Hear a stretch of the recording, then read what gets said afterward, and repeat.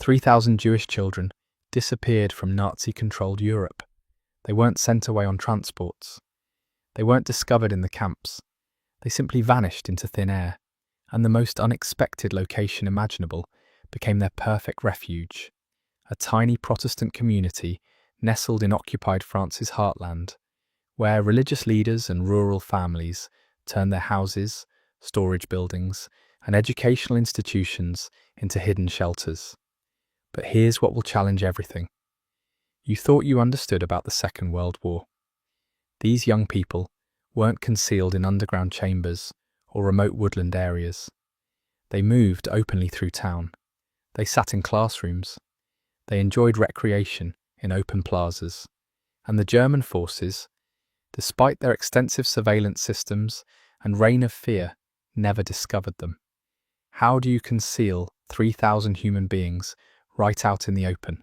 The explanation can be found in Le Chambon-sur-Lignon.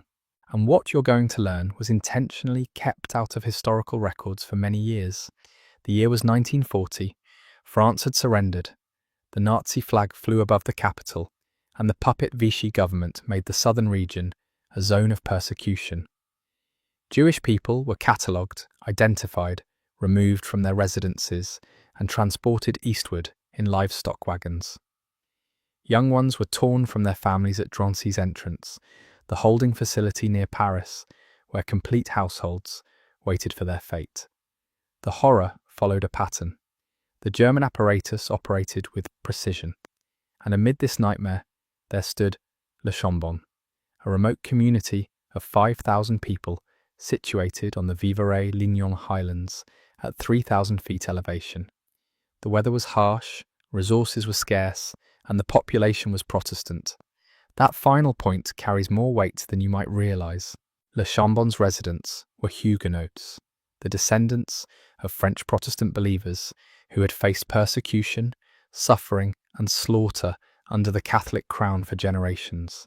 They understood what it meant to be hunted.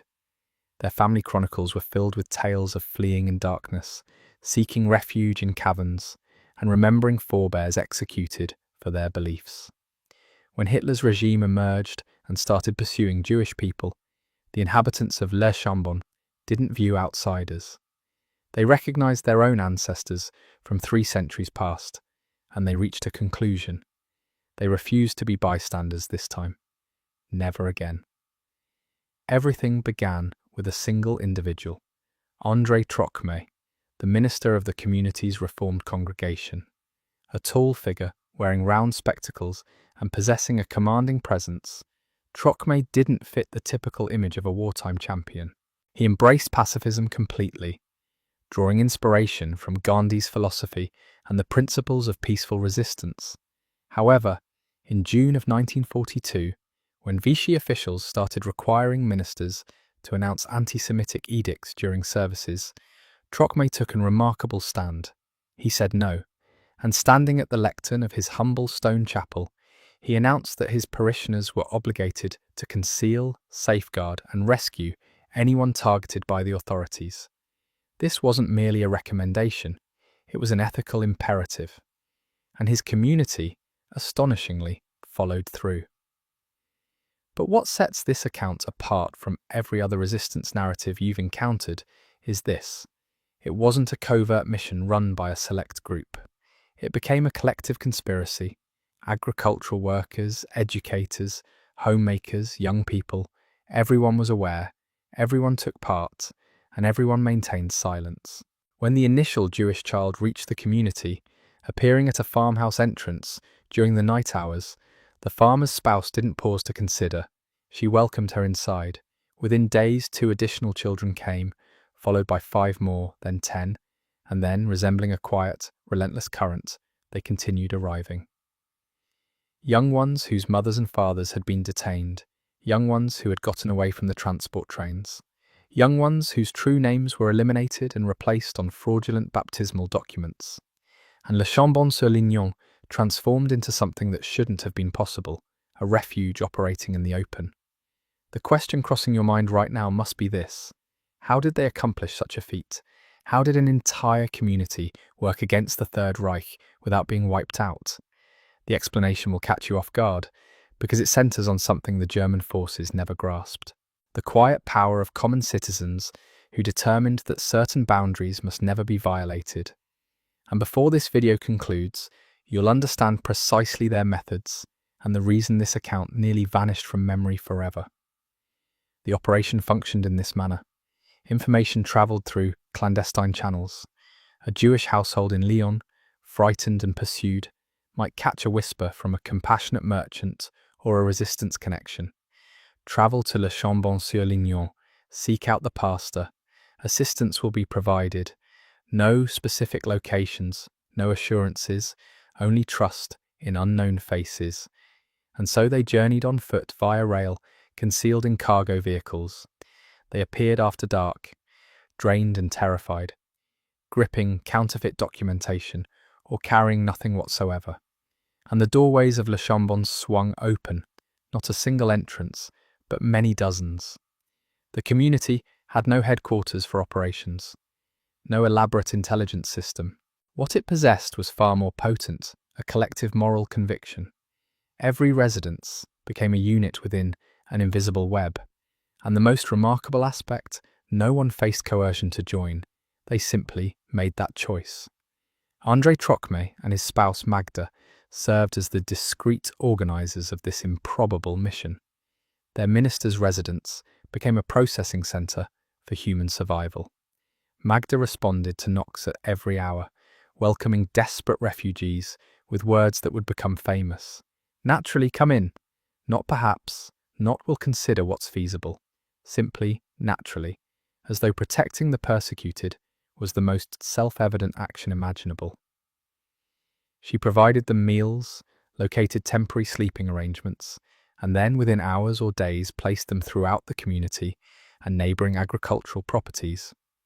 Certain children remained with households. Others went to boarding institutions scattered across the highlands. The educational facilities managed by Protestant instructors became strongholds of invented identities. Jewish young people received different names, memorized Christian devotions, and merged into classrooms beside local youth. The teachers understood the truth. The pupils understood, and nobody spoke a word, yet the threat remained ever-present and crushing. Le Chambon-sur-Lignon sat within Vichy-controlled France, meaning it fell under the authority of the collaborationist administration that enthusiastically implemented Nazi race legislation. The Gestapo moved without restriction. Betrayers existed everywhere. The community's police commander, an individual named Robert Bach, possessed the ability to dismantle the complete operation with one telephone communication. However, he chose otherwise. He joined the conspiracy. When directives arrived from regional command to gather up Jewish people, Bach would neglect to carry them out. When SS personnel came to examine the community, he would mysteriously be unable to locate anyone questionable. And when alerts came that enforcement actions were approaching, he would discreetly relay information to Trocmé, who would trigger the warning mechanism the community had established. A subtle message whispered from residence to residence, property to property. Within moments, children would disperse into the neighbouring woodlands, concealing themselves in predetermined locations until the threat subsided. The initial significant challenge arrived in August of 1942. Vichy officials, under demands from Berlin, initiated an enormous roundup of foreign Jewish people throughout the unoccupied territory. Thousands faced arrest, families were torn apart, and then the directives reached Le Chambon-sur-Lignon. Regional administrators insisted that Trocmé supply a registry of every Jewish person sheltered in the community. It represented a death sentence masked as administrative documentation. Trocmé's answer was straightforward and powerful. "We do not know what a Jew is, we only know men." He declined to supply any identities. It was an act of direct rebellion that should have led to his swift detention and death. But something unanticipated occurred. The officials held back. Why? Because Le Chambon-sur-Lignon was no longer operating in isolation. The conspiracy had expanded past the community's boundaries. Neighbouring townships and agricultural areas across the highlands had entered the network. Protestant settlements in close-by Le Mazet, Fay-sur-Lignon and tents opened their entrances. Catholic households, motivated by the Protestants' bravery, started sheltering displaced people as well. What commenced as one minister's ethical position had spread into a regional movement of human decency. And the Vichy administration, frightened of sparking a wider rebellion in a territory already distrustful of centralized power, withdrew temporarily. But the German forces weren't oblivious, and their patience had limits.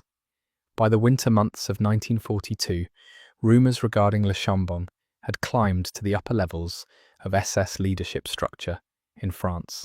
Something was amiss in that mountain community. Far too many displaced persons were vanishing into the highlands. Far too many Jewish children were evading their grasp. And so in February of 1943, the Gestapo took action. A squad of officers showed up without warning, commanded by a captain called Julius Schmaling. They brought trucks, search animals, and authorization.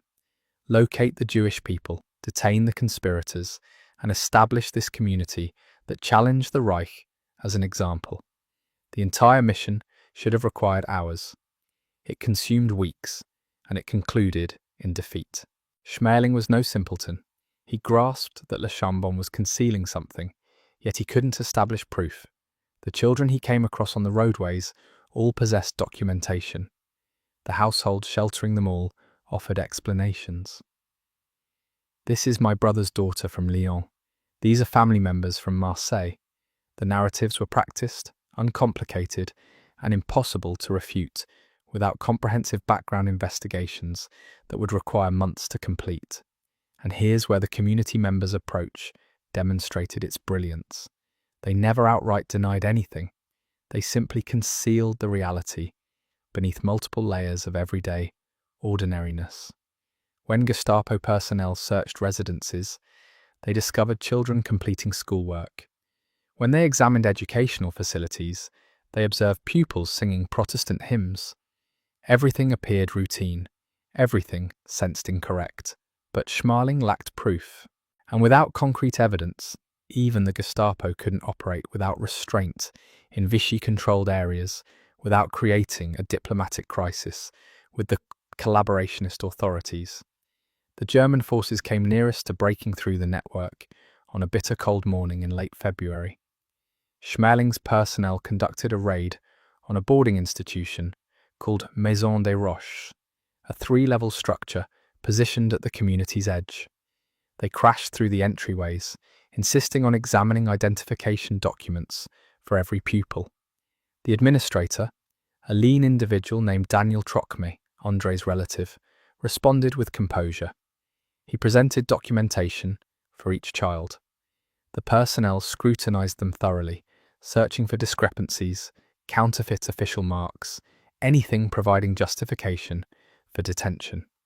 And they discovered nothing. However, as they readied to depart, one officer observed something unusual.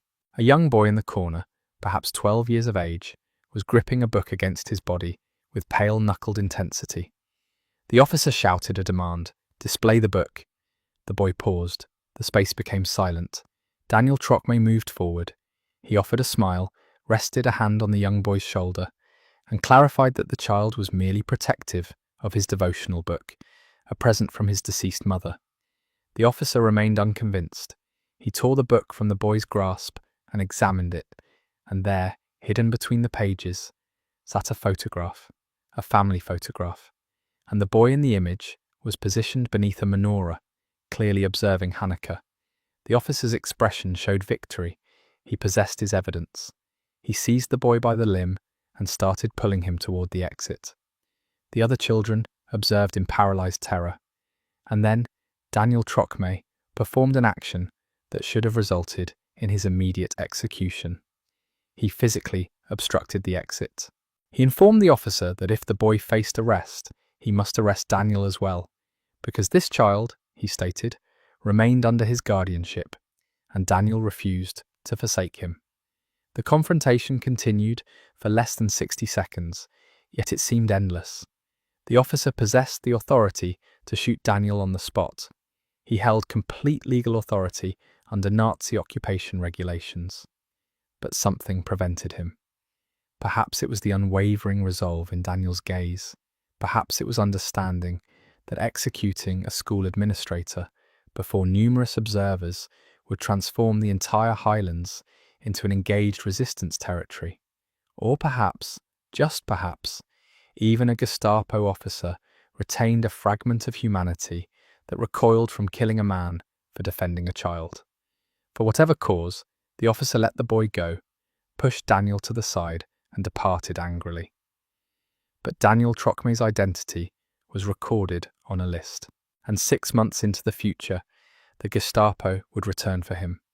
The children, in the meantime, mastered living dual existences.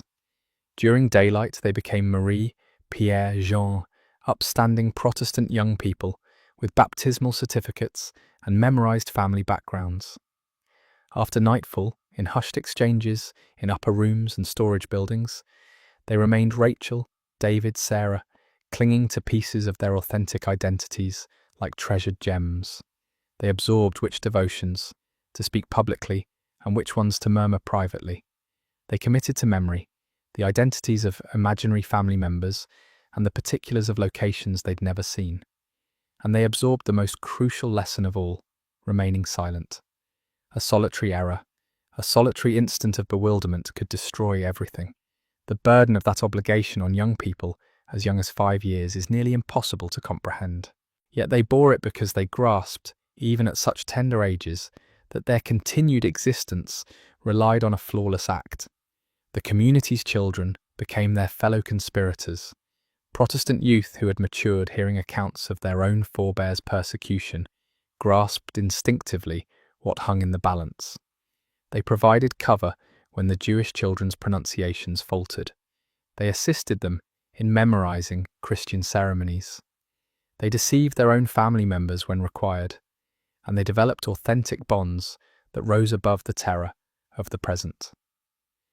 Records exist of local young boys instructing refugee children in skiing techniques, in dairy animal care, in navigating the mountain trails that could function as evacuation pathways if the Gestapo came back. These weren't gestures of sympathy. They were gestures of brotherhood. The children of Le Chambon didn't observe victims. They observed companions who simply required protection. And through that simple shift in perspective, they joined the most successful resistance unit in occupied France. The network grew in ways that challenged reason. Agricultural workers in the neighbouring hills started creating fraudulent documents in their kitchens. A local printing professional named Oskar Rosowski, himself a Jewish refugee, barely 18 years of age, became an expert falsifier, creating hundreds of counterfeit identity cards, ration documents, and baptismal certificates so persuasive they deceived even Gestapo document experts. He operated from a confined attic space using stolen administrative stamps and improvised inks created from fruit and compounds obtained from Lyon. Every document he produced represented a lifeline, and every day he laboured, he faced a firing squad. Yet he continued labouring because in Le Chambon-sur-Lignon, everyone participated. There were no observers, only active members. Nourishment became another form of defiance. The highlands were impoverished, the earth was harsh, and wartime restrictions meant that even the residents scarcely had sufficient food. Yet somehow, the community nourished 3,000 additional people. Agricultural workers redirected segments of their production. Women extended broths and meals with whatever they could obtain. Underground market systems, usually operated for financial gain, were redirected towards survival, and the children, both residents and refugees, received instruction in gathering from the woodlands, collecting fungi, wild fruits, edible nuts, any source of sustenance. Hunger persisted constantly, yet starvation was prevented. It represented a logistical wonder accomplished by individuals who possessed no expertise in supply management, no resources, and no room for mistakes. They simply declined to allow the children to perish. And throughout everything, the German forces maintained their search. Enforcement actions became commonplace. Gestapo personnel would sweep through the community at unpredictable intervals, examining residences, questioning households, attempting to capture someone in deception. But the deceptions withstood scrutiny. The operation withstood pressure. And each time the personnel departed without success, the conspiracy expanded with greater confidence. By the spring season of 1943, Le Chambon-sur-Lignon wasn't merely concealing displaced persons any longer. It was actively transporting them beyond France's borders completely. Escorts, numerous of them local adolescents, started conducting groups of children across the mountains toward neutral Switzerland. The expeditions were punishing. 30 miles travelling by foot through frozen conditions, evading frontier patrols, resting in natural caverns. Yet hundreds succeeded in crossing, and Le Chambon became more than a sanctuary. It transformed into a passage toward liberation. The Swiss frontier passages represented nightmares disguised as possibility. The trek from Le Chambon-sur-Lignon to the boundary required 3 days walking through landscape that posed equal danger to a German bullet. Escorts, frequently scarcely older than the children they guided, committed to memory patrol timetables, paid off border personnel when feasible, and depended on systems of understanding, farmers who would conceal groups in storage buildings when patrols moved through. The children travelled in single formation, prohibited from making sounds, their footwear covered in fabric to silence their steps. If a child lost footing or made noise, the complete group faced compromise. And the Swiss, despite their declared neutrality, weren't guaranteed supporters. Frontier personnel frequently returned refugees, condemning them to capture and transportation. But the escorts from Le Chambon understood which passages were vulnerable, which personnel averted their gaze, and which mountain routes remained unwatched at sunrise. It represented a fatal gamble. But for those who crossed successfully, Switzerland signified survival. Back in the community, André Trocmé understood his remaining time was limited. The Gestapo hadn't disregarded him. His refusal to cooperate, his open defiance, had established him as a target. In the summer months of 1943, alerts reached him through resistance communication channels. A detention directive had been authorized. He possessed the option to escape, enter concealment, maintain his activities from the shadows. But departing Le Chambon-sur-Lignon would communicate fear. It would encourage the authorities. It would communicate to the community members that even their minister, the individual who had initiated this conspiracy, believed the end had arrived. So Trocmé executed a calculated risk. He entered partial concealment, remaining in the community but relocating between secure residences, never resting in identical locations consecutively. It represented a balance between continuation and representation. He stayed visible sufficiently to motivate, invisible sufficiently to prevent capture. For months, the strategy succeeded. But in August of 1943, the Gestapo executed a trap. Personnel encircled the minister's residence at sunrise, anticipating discovering Trocmé sleeping. Instead, they discovered his spouse, Magda, composed and steady, providing breakfast to a group of refugee children. The personnel insisted on knowing her husband's location. She communicated the reality. She lacked knowledge. They dismantled the residence, examined every space, questioned the children. Nothing. Enraged, they detained Magda instead, transporting her to the regional Gestapo command center in Le Puy. It represented a hostage circumstance. The communication was transparent. Surrender yourself or your spouse faces consequences. And for the initial time since the conspiracy commenced, André Trocmé confronted a decision possessing no favorable resolution. Submit himself and the network loses its commander. Remain concealed and his spouse could face torture or death. He submitted himself. Within hours, Trocmé entered Gestapo command and surrendered. He faced immediate detention alongside his fellow pastor Edouard Theiss and the administrator Roger d'Arcissac. The 3 individuals were placed in a holding facility in Saint-Paul-des-Jours, a detention location for political detainees awaiting transportation to Germany. For the community members of Le Chambon-sur-Lignon, it appeared like the conclusion. Their minister, their ethical guide, had vanished. The Gestapo had ultimately prevailed. But here's what the German forces failed to comprehend. Le Chambon was never reliant on a single individual. Trocmé had ignited the flame, but the community had become the fuel. The network didn't crumble, it transformed. Magda Trocmé, released following her husband's surrender, assumed coordination responsibilities. Additional ministers advanced. Agricultural workers, educators, and homemakers who had been following directives now issued them. The conspiracy didn't merely endure André's detention, it intensified. And then something remarkable transpired. International demands started mounting. The detention of 3 Protestant ministers for the offence of protecting children transformed into a publicity catastrophe for Vichy. The World Council of Churches, neutral administrations, even certain Catholic bishops started voicing opposition. The Vichy administration, already navigating a precarious balance between German demands and preserving an appearance of French independence, recognized they had committed an error. Trocmé and his associates were excessively visible, excessively symbolic. Their execution or transportation would convert them into martyrs and spark demonstrations across unoccupied France. So, following 5 weeks of confinement, the 3 individuals were discreetly freed. No accusations, no clarification, simply an admonishment. Exercise greater caution. They came back to Le Chambon as champions, and the conspiracy, now impossible to stop, surged into its concluding and most perilous stage.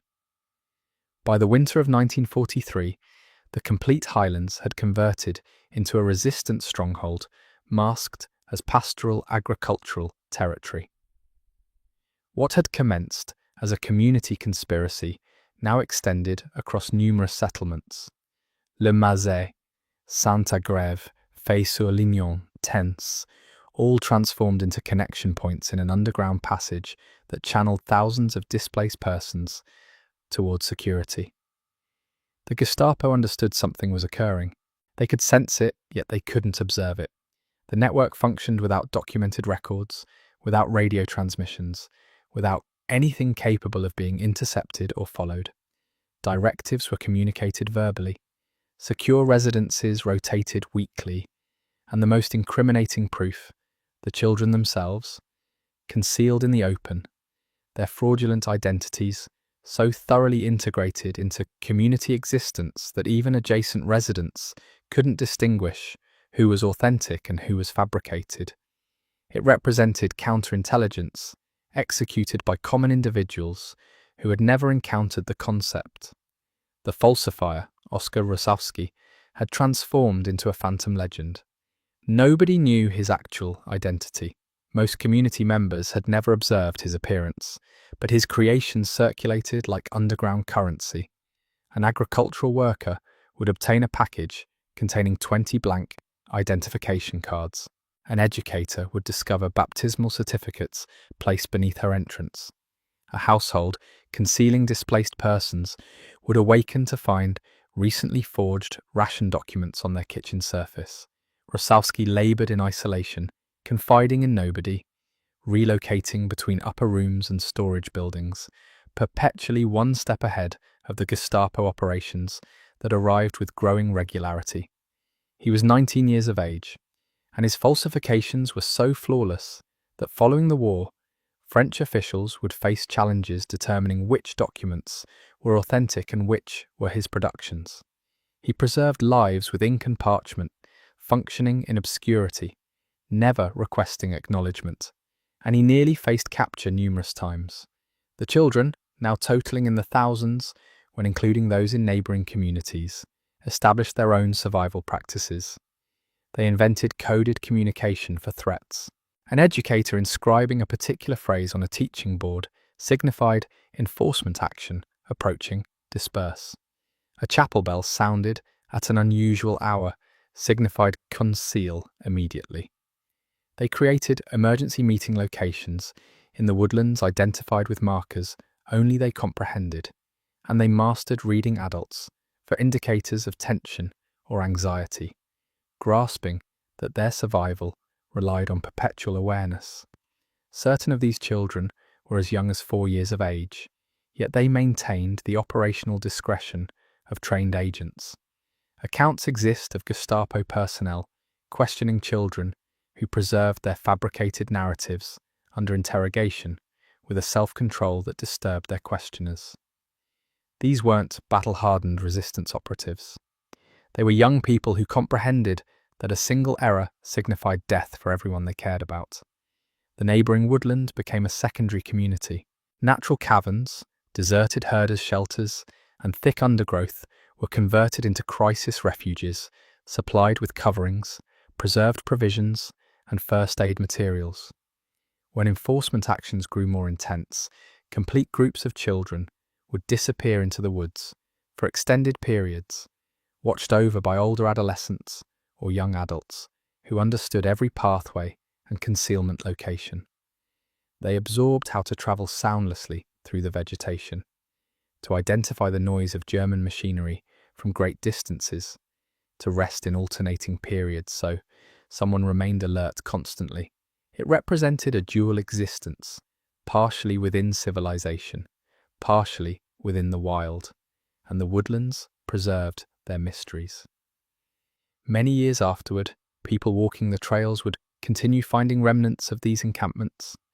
Corroded containers, decayed coverings, youthful engravings in tree surface, identifying secure pathways, tangible proof of an improbable continuation. However, the threat didn't originate solely from the German forces. Betrayers existed in every corner. Vichy supporters, French collaborationists, and common citizens, driven by terror or avarice, possessed the power to dismantle the network, with one denunciation. And certain individuals attempted. Unnamed correspondence reached Gestapo command, alleging particular agricultural properties were concealing Jewish people. Information was communicated to Vichy authorities. The network experienced casualties. Households faced detention. Certain children were captured during movements and transported away. But here's the extraordinary element. The community members never struck back against suspected betrayers with force. They separated them socially, barred them from the conspiracy, yet declined to execute or injure them. Even during the bleakest periods, Le Chambon preserved its pacifist convictions. It represented resistance, absent retribution, safeguarding absent brutality. And somehow, against all odds, it continued functioning. June 6, 1944, D-Day, Allied military forces attacked the Normandy coastline, and the German occupation of France commenced its gradual, brutal disintegration. However, freedom didn't reach everywhere simultaneously. For Le Chambon and the Highlands, the summer of 44 transformed into the most perilous phase of the complete conflict. The Gestapo, recognizing their remaining time was limited, amplified their missions with frantic intensity. SS divisions, withdrawing from the progressing Allies, moved through the territory, pursuing resistance combatants and Jewish people with a cruelty emerging from approaching loss. Communities suspected of sheltering partisans faced burning. Captives were killed in open plazas, and Le Chambon, with its 4-year history of opposition, positioned itself directly in danger. The conspiracy had endured the peak of German authority. Now it needed to endure their final struggles.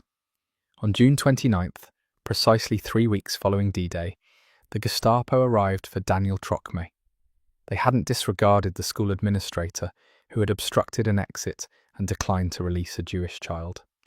Personnel conducted a raid on the Maison des Roches at sunrise, removed Daniel from his quarters, and detained him alongside 18 pupils, all of them Jewish, all of them exposed by an informant whose name stays unidentified to the present day.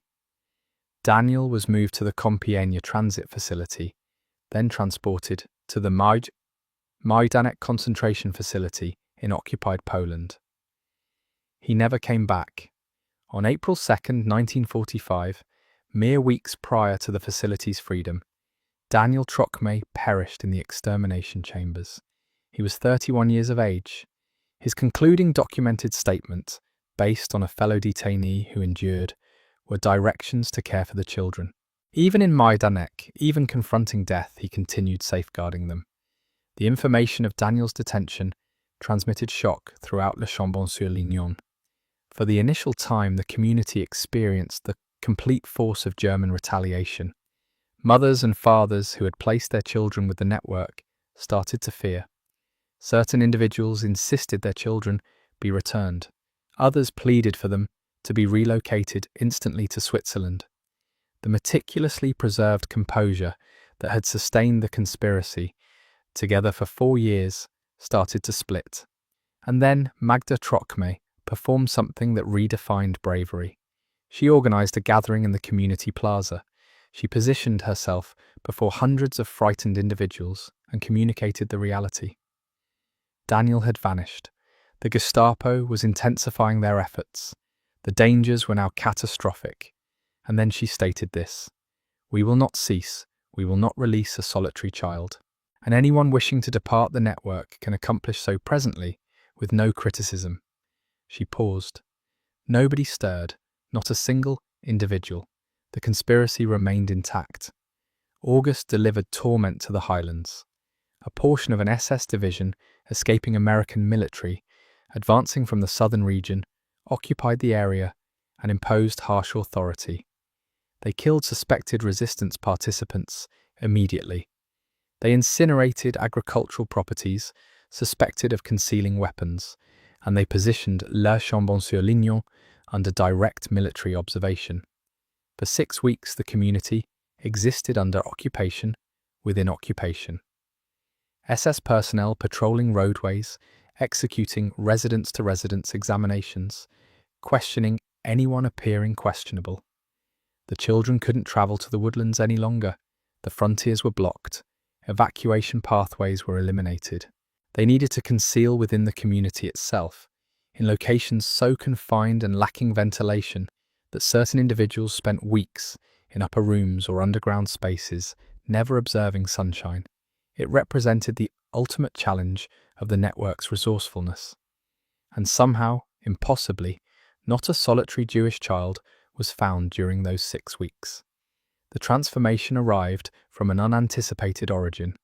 A German personnel member named Sergeant Julius Schmaling, the identical individual who had commanded the unsuccessful raid in 43.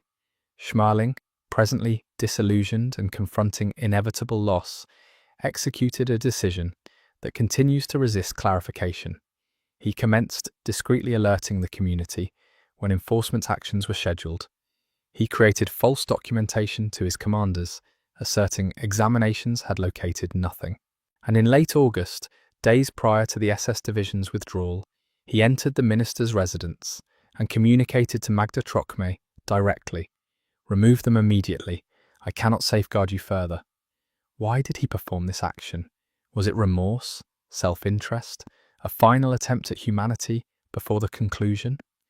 Nobody understands. Schmaling vanished following the conflict, never to be located. But his alert provided the network 48 hours. And during those 2 days, the community executed the most extensive evacuation of its complete mission, transporting over 200 children to Switzerland in a solitary convoy. It was reckless, it was frantic, and it succeeded. September 1944. The SS divisions withdrew eastward, destroying bridges and rail lines as they escaped. American military reached the highlands, and Le Chambon was ultimately officially freed. The community members flooded into the roadways, rejoicing with a relief so intense it approached disbelief. They had accomplished it. They had endured. But the rejoicing was subdued, burdened by weariness and grief. Daniel Trocmé had vanished. Numerous community members had faced detention, questioning, physical harm. Households had been separated, and the children, the 3,000 existences they had safeguarded, remained present, still concealed, still frightened, because freedom didn't signify security. Not yet. Numerous children possessed no residences for return. Their mothers and fathers had been transported, killed in facilities whose identities they were only starting to discover. Auschwitz, Treblinka, Sobibor, the magnitude of the Holocaust was just surfacing, and with it arrived a terrible understanding. The children of Le Chambon-sur-Lignon were orphaned, and the community that had concealed them now needed to determine what followed next. Magda Troxme declined to allow them to be transferred to orphan institutions or displaced individual facilities. She contended with an intensity that astonished even the American relief personnel that these children had already experienced uprooting excessively numerous times.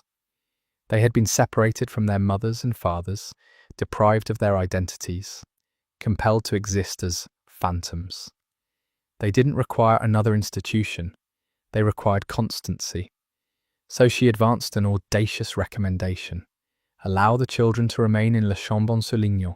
Allow the households who had concealed them to persist in caring for them until family members could be located or appropriate residences organised. The American officials were doubtful. How could an impoverished mountain community, already extended past capability, persist in nourishing and sheltering hundreds of refugee children in the turbulent aftermath of conflict? But Magda didn't request authorization. She simply persisted in performing what she had been accomplishing for 4 years, and the community followed her direction. For months, Le Chambon transformed into a peculiar transitional location, partially refugee facility, partially community, partially orphan institution.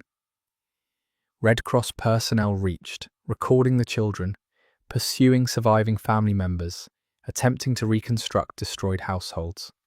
Certain children were brought together with mothers and fathers who had miraculously endured the facilities. Those instances were heartbreaking and jubilant in equal proportion. Emaciated mothers holding children they hadn't observed in 3 years. Fathers crying at the vision of sons and daughters they believed were deceased. But for every bringing together, there existed 10 children who lingered by the minister's residence entrance, anticipating information that never arrived. And gradually, agonizingly, they started to comprehend that their mothers and fathers were never returning. The community members who had endangered everything to preserve these existences now needed to assist them in mourning. Certain children remained in Le Chambon indefinitely. Households who had concealed them for years officially took them in, nurturing them as their biological children. Protestant agricultural workers became fathers to Jewish young people, instructing them to care for livestock and work the land. Educators who had created false documentation became substitute mothers, assisting traumatized youth in reconstructing their identities. And in among the most extraordinary gestures of cultural preservation, the community created space for the children to reclaim their Jewish heritage. Religious services were conducted in the Protestant chapel. Jewish observances were honoured openly for the initial time in 5 years. The community members who had concealed these children by rendering them invisible now laboured to render them complete again. It represented a collective gesture of restoration that continued years and demanded a depth of understanding that resisted quantification. And then arrived the inquiry nobody wished to pose. What regarding accountability? Who would face consequences for the informants, the collaborationists, the Vichy administrators who had pursued these children? France was dividing itself in post-war eliminations, killing collaborators, removing the hair of women who had intimate relations with German personnel, resolving conflicts with collective brutality. But Le Chambon-sur-Lignon declined to engage. André Trocmé came back from his confinement, and appalled by the killings he observed in different territories, he communicated forgiveness from his lectern. He contended that retribution would contaminate the very convictions the community had struggled to maintain. Certain community members held opposing views. Certain individuals desired identities, legal proceedings, consequences, but the preponderance remained resolute. They had opposed with peaceful means. They would reconstruct with peaceful means. It represented a decision that troubled certain survivors for their remaining existences, but it also represented a decision that permitted Le Chambon-sur-Lignon to stay Le Chambon-sur-Lignon, a location characterized not by whom it eliminated, but by whom it preserved. The world didn't wish to learn about Le Chambon, not initially. In the direct aftermath of the conflict, the prevailing account was one of heroic Allied military and vanquished German forces. There existed minimal interest for narratives regarding quiet communities that had simply performed the correct action. France, eager to reconstruct its national dignity following the degradation of occupation, concentrated on celebrating the armed opposition, the Maquis combatants who had damaged rail lines and killed German personnel. Pacifist ministers who concealed children didn't align with the account. They didn't attack coastlines or detonate bridges. They simply opened entrances and deceived authorities. And so Le Chambon-sur-Lignon was disregarded. No decorations, no public celebrations, no administrative acknowledgement. The community members came back to agricultural work and instruction, and the children they had preserved dispersed throughout the globe, carrying narratives that nobody wished to broadcast. André Trocmé dedicated his remaining existence grappling with what had transpired. He never asserted to be a champion. In reality, he resisted the term. In discussions many years afterward, he would maintain that what Le Chambon accomplished wasn't remarkable. It was simply human decency confronting inhuman wickedness. He declined to receive commendations, rejected ceremonial positions, and became progressively withdrawn. The burden of Daniel's death troubled him. The awareness that while he endured, his relative had perished, safeguarding the identical children, generated a remorse that never completely recovered. Magda also faced difficulties. She experienced disturbing dreams for years, visions of Gestapo personnel removing children from her residence, visions of transport trains departing for facilities she couldn't prevent. The psychological injury of existing 4 years at the boundary of disaster doesn't simply disappear with freedom. And for the Trocmés, similar to numerous others in the community, the quiet that succeeded the conflict was nearly as agonizing as the fear that had come before it. It required nearly 40 years for the globe to uncover what Le Chambon had accomplished. In 1980, an American documentary creator named Pierre Sauvage journeyed to the community. Sauvage himself was among the children preserved by the network. Born in Le Chambon-sur-Lignon in 1944 to Jewish mothers and fathers who had located safety there, he had matured in America, understanding only pieces of his origin narrative. But as a grown individual, he became fixated on an inquiry. How had a complete community conspired to preserve existences when the remainder of Europe averted their gaze? His documentary, Weapons of the Spirit, ultimately presented Le Chambon's narrative to a worldwide viewership. And what Sauvage uncovered astounded him. The community members still didn't believe they had accomplished anything particular. When he questioned elderly agricultural workers and educators, they consistently stated variations of the identical sentiment. We simply performed what anyone would accomplish, except naturally, nearly nobody else did. The acknowledgement, when it ultimately arrived, came in successive movements. In 1990, Yad Vashem, Israel's Holocaust remembrance site, proclaimed the complete community of Le Chambon-sur-Lignon righteous among the nations. The sole occasion the distinction has been granted to a complete settlement rather than specific persons. Survivors who had been concealed as children started coming back to the highlands, presently elderly themselves, pursuing the households who had preserved them. Emotional bringings together occurred on farmhouse thresholds. Former refugee children, presently professors, physicians, creators, held the presently elderly agricultural workers who had provided them food portions during the conflict. And the narrative started to surface completely. Not sanitized, not heroic, but authentic narratives of terror, insufficient nourishment, narrow escapes, and impossible decisions. Narratives of common individuals who simply declined to acknowledge that mass killing was unavoidable. But even with acknowledgement arrived inquiries that continue to trouble historians presently. How did 3,000 individuals preserve a secret for 4 years? How did a complete territory conspire, absent a solitary catastrophic exposure? The explanation, frustratingly, is that nobody understands with certainty. There exists no instruction manual. No strategic design was ever located. The conspiracy was verbal, decentralized, and created spontaneously. It succeeded because it possessed no commander to detain, no command center to assault, no documented records to confiscate. It succeeded because every solitary individual selected independently to engage.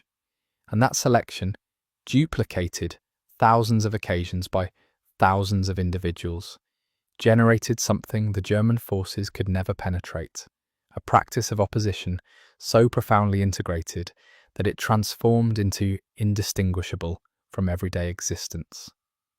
The community didn't conceal children. The community transformed into the concealment location.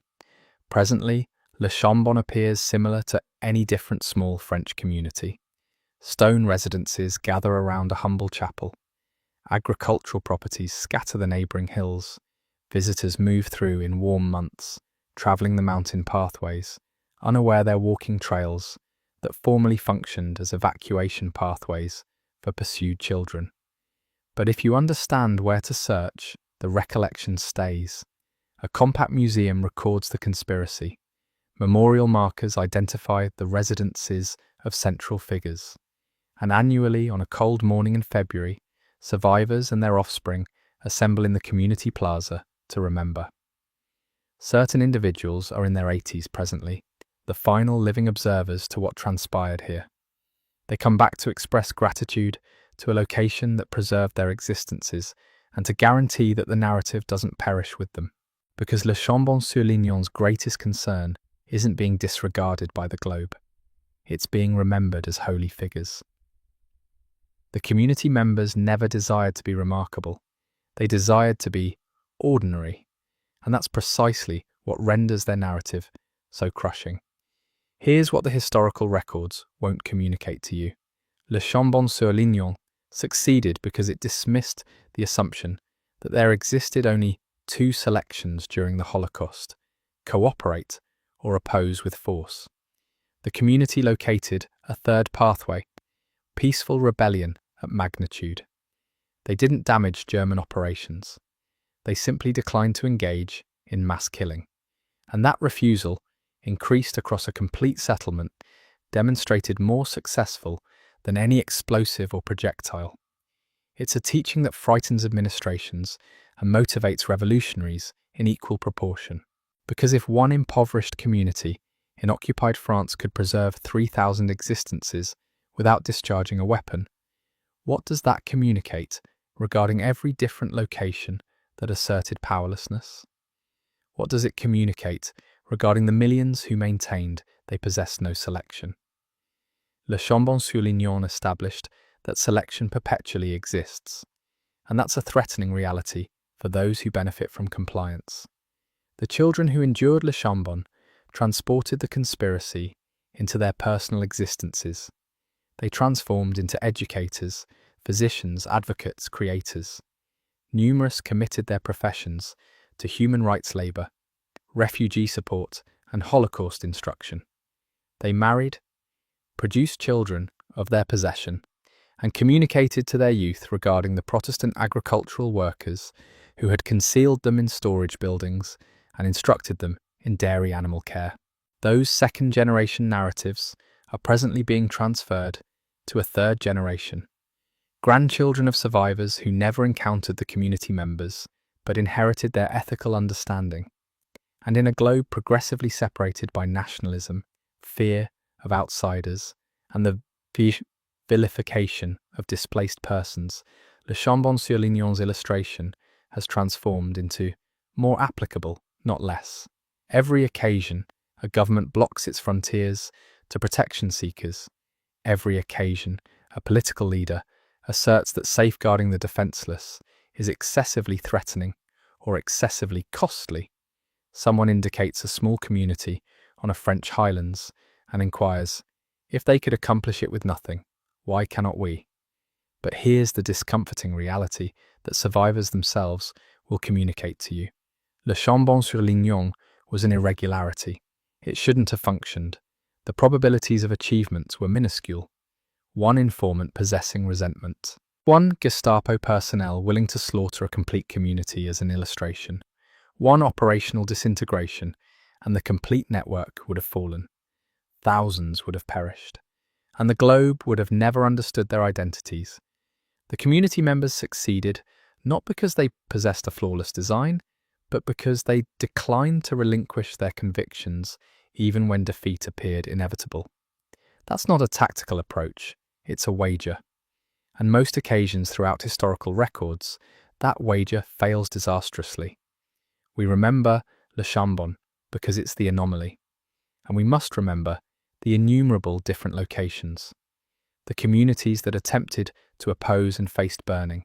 The households that concealed displaced persons and faced execution. The networks that faced exposure and elimination. Their bravery was no less authentic. Their defeat doesn't reduce their decency, but it does remind us that virtue doesn't ensure continuation. Occasionally, wickedness prevails, and yet Le Chambon-sur-Lignon persists, not as a fantasy narrative with a flawless conclusion, but as confirmation that even in humanity's bleakest moment, certain individuals decline to allow the bleakness to prevail. 3,000 children existed because 5,000 community members determined that certain boundaries cannot be violated. No administration directed them to perform. No military safeguarded them. They simply observed children in threat and opened their entrances. That's the narrative. That's the secret they concealed right out in the open. And presently, you understand why it was nearly eliminated. Because it's a narrative that requests excessive amounts from us. It requests us to envision what we would accomplish if the knock arrived at our entrance. It requests whether we would endanger everything for an unknown person's child. And it declines to allow us to accept that weakness is ever the sole alternative. Le Chambon-sur-Lignon didn't simply preserve 3,000 existences. It preserved the concept that common individuals, armed with nothing except moral conviction, can position themselves against empires. And that concept, more than any structure or remembrance site, is the authentic weapon of the spirit that continues to resonate across the highlands.